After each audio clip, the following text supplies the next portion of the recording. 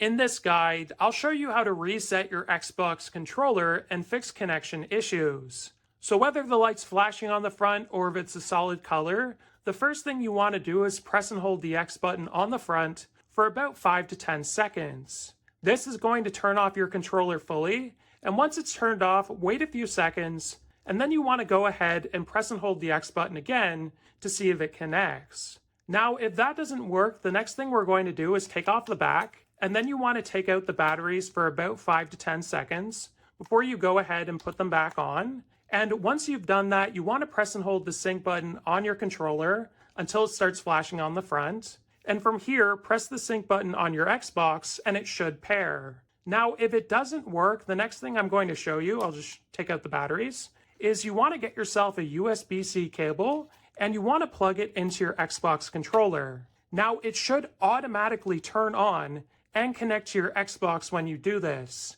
And if it doesn't, it likely means your controller's broken and you'll have to replace it. If this guide was helpful, like and subscribe, and we'll see you in the next one.